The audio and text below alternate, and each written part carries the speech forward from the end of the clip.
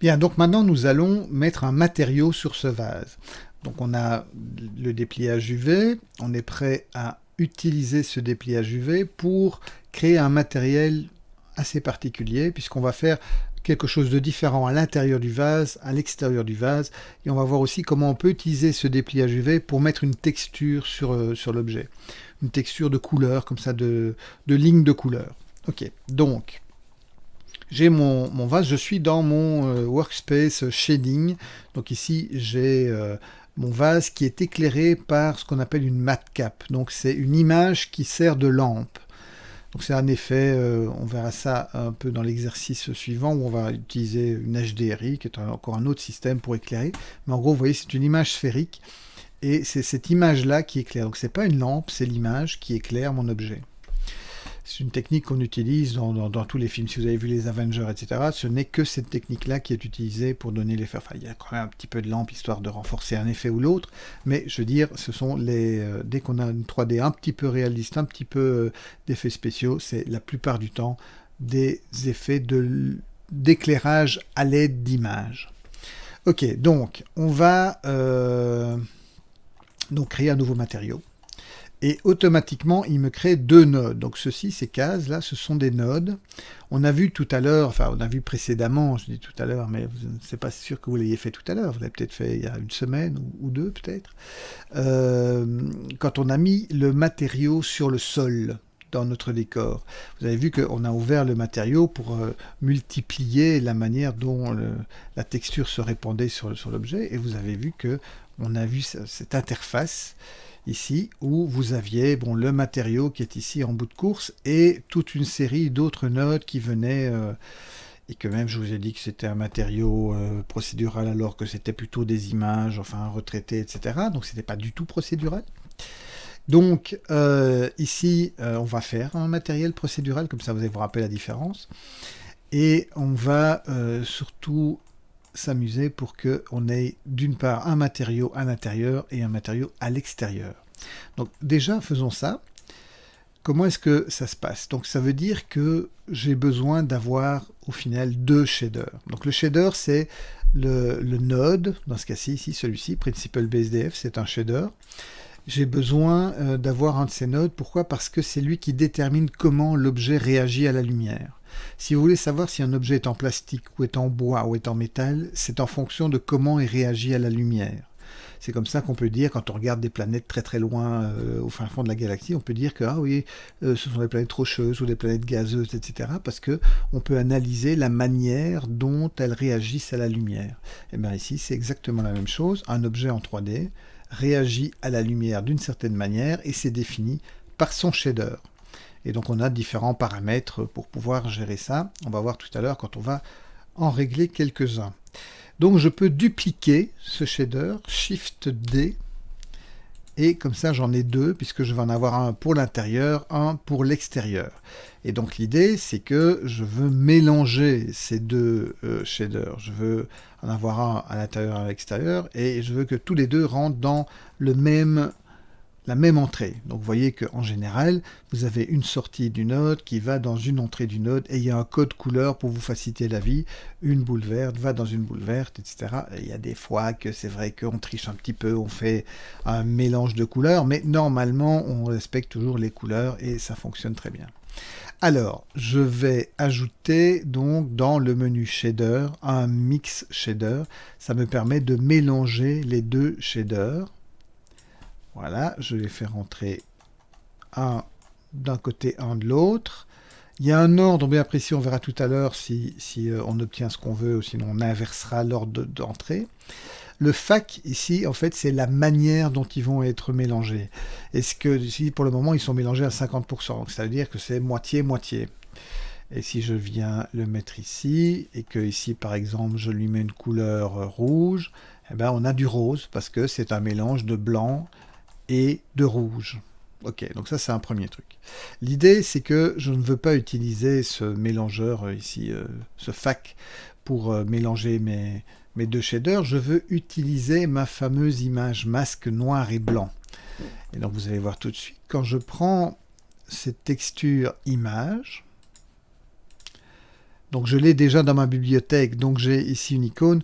Alors je ne vais pas refaire ouvrir parce qu'il va me recharger une deuxième fois l'image, alors que je l'ai déjà dans ma scène, puisque je m'en suis servi pour comment aller faire le dépliage UV. Donc je peux la retrouver ici, un truc qui s'appelle masque, voilà. Si jamais vous ne la retrouvez pas dans votre liste, ben alors là vous pouvez la recharger, mais si elle est déjà ici dans la liste des images qui sont dans votre scène, ben, autant la réutiliser plutôt que de la charger une deuxième fois. Donc, j'ai ce color, et ce color, il va rentrer dans FAC. Je vous disais tout à l'heure qu'on mélangeait parfois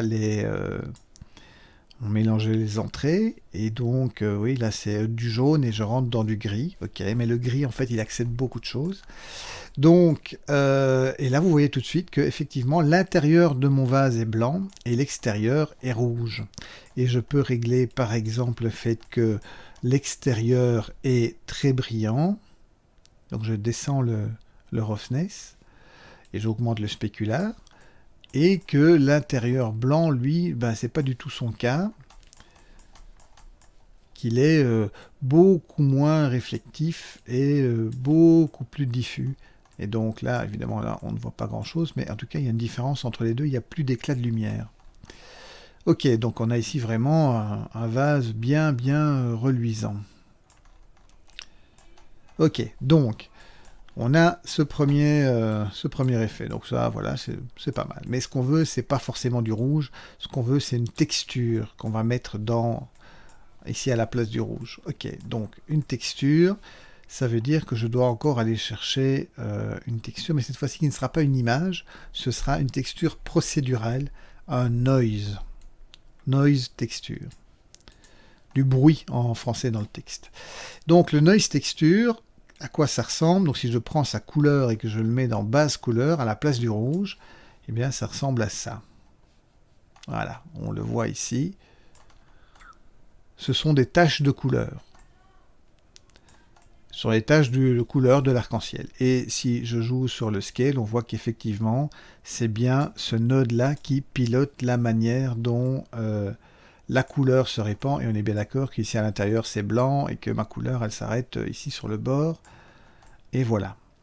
Ok, donc maintenant ce que je voudrais, c'est contrôler la manière dont cette texture se répand. Donc pour le moment, on voit, c'est assez nickel, hein, ça se répand bien, ça ne tient pas compte de mon dépliage UV, sans quoi je verrai ma couture. Vous vous rappelez la fameuse couture qu'on a fait la fois dernière? Ici, donc, on avait mis une couture quelque part, ici ou là, enfin quelque part sur la circonférence, on a une couture. Donc si maintenant je veux venir activer, utiliser plutôt ce dépliage UV que j'ai fait précédemment, j'ai besoin de plusieurs nodes ici. Alors, je peux trouver ça dans le menu Add ici, etc. Mais il y a une façon plus facile. Je vais aller dans mon menu Edit, Préférences, et là, dans mes add-ons, je vais chercher Node, donc je tape Node, et je vais activer le Node Wrangler. Donc moi, il est activé parce que j'utilise ça tout le temps, et donc c'est quelque chose qui est très utile. Ça me permet de faire un raccourci pour charger les nodes dont j'ai besoin pour jouer sur les textures. Donc avec mon node ici, texture sélectionné, je fais CTRL-T, et automatiquement, il va chercher pour moi, et il les relie, etc. Et voilà. Alors on voit pour le moment il n'y a pas de changement parce que mon texture coordonnée, donc c'est lui qui détermine et comment est-ce que on répand la texture sur l'objet. Pour le moment, elle est en generated, c'est-à-dire qu'en gros il regarde à quoi ressemble l'objet et puis il se dit ok, moi je vais faire au mieux, et il le fait bien, clairement il le fait bien. Mais pour faire ce que j'ai envie de faire, il me faut le contrôle des UV. Donc là j'ai UV et je peux remplacer l'entrée des UV dans vecteur. Et là maintenant, en fait, on retrouve, si vous voyez ici, voilà, on le voit, la couture. Alors je veux dire, c'est moins bien, on voit la couture, mais la couture, on la mettra derrière. Ce qu'il y a surtout, c'est que maintenant, on va pouvoir générer un contrôle sur comment cette texture se répand sur l'objet.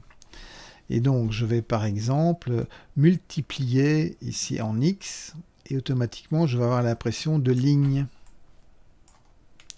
Je peux aussi faire une légère rotation.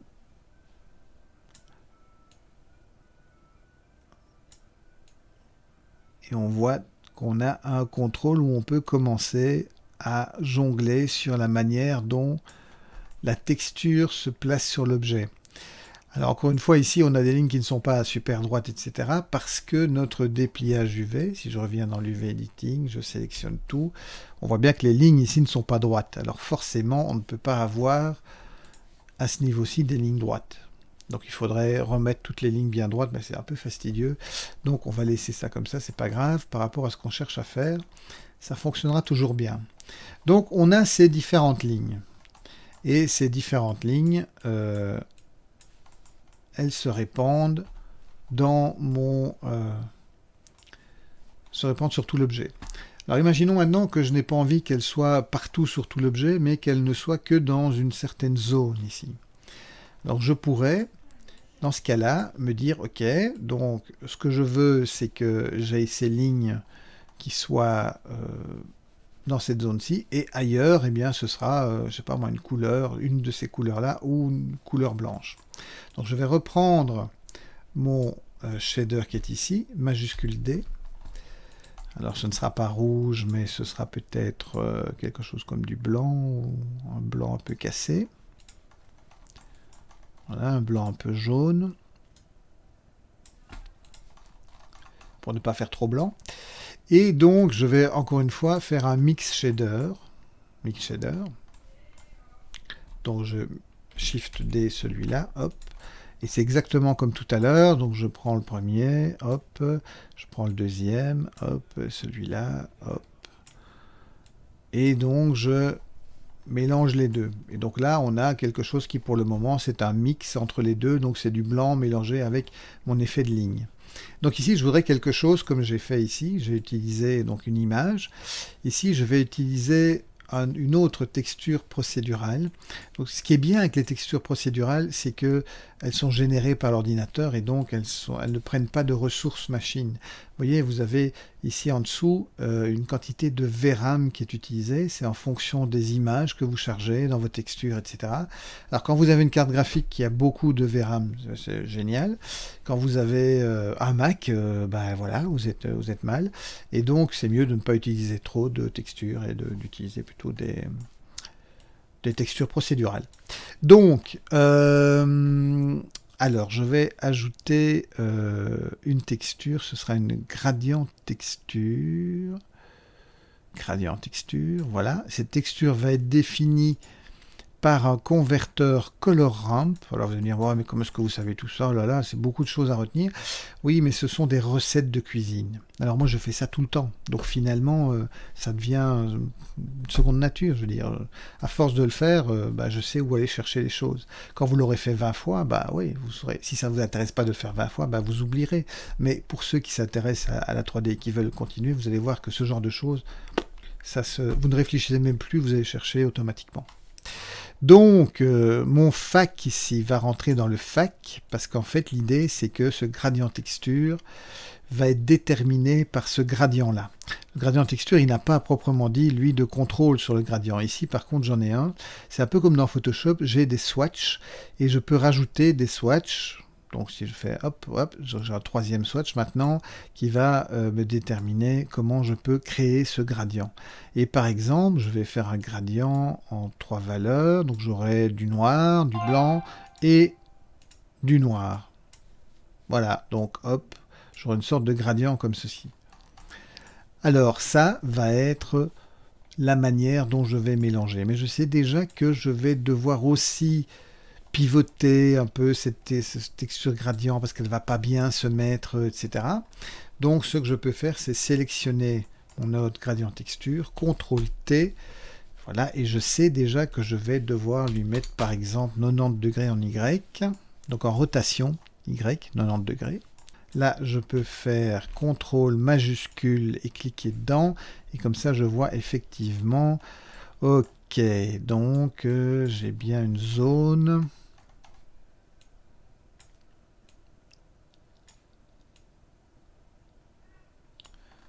Voici une zone qui m'intéresse et dans cette zone, je voudrais que... Donc je viens sélectionner ce node ici et je fais un CTRL-T. Donc voilà, j'ai dû rajouter, pour que ça fonctionne bien, j'ai dû rajouter 2 swatchs ici, vérifier qu'ils étaient bien blancs à 100%, hein, ici donc bien blanc. Et donc là maintenant j'ai effectivement une zone où j'ai mes couleurs et une zone où c'est plus blanc. Et donc là où j'ai mes couleurs, je vais par exemple descendre le spécular, monter le roughness, comme ça là ce sera plus mat et là ce sera plus brillant. Et donc comme ça je mélange deux shaders. Alors peut-être que ce serait plus intéressant si j'étais dans une couleur peut-être un peu... Oula, ça c'est laid.